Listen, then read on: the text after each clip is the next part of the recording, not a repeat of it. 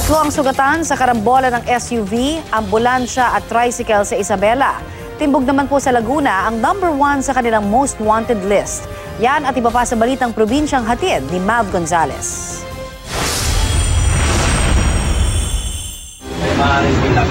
Matapos ang 3 taong pagtatago sa batas, naaresto na ang nangunguna sa most wanted list ng Calamba, Laguna. Sa bayan ng General Trias, Cavite, naaresto ang sospek na kinilalang si Sabino Bodino Jr. na wanted sa kasong murder. Base sa police report, taong 2013 nang mapatay umano ng sospek ang isang security guard na nakahuli sa kanyang nagnanakaw. Walang piyansa ang kasong kinakaharap ng sospek. Muntik nang mahulog sa bangin ang isang tumagilid na jeep sa Penarrubia, Abra. Sugatan ang 12 pasahero ng jeep. Base sa investigasyon, tinatahak ng jeep ang pababang kalsada nang mawalan umano ito ng preno.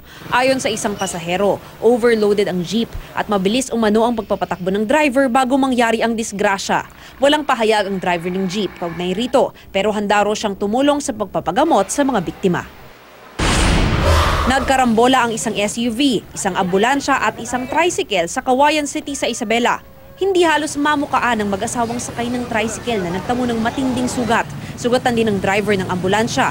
Agad naman umanong tumakas ang driver ng SUV. Ayon sa driver ng ambulansya, nag-overtake ang SUV nang mahagip nito ang tricycle. Tumaglid ang tricycle hanggang sa mabangga naman ito ang ambulansya. Iniimbestigahan na ng mga pulis kung sino ang dapat managot sa insidente. Mav Gonzales, GMA News.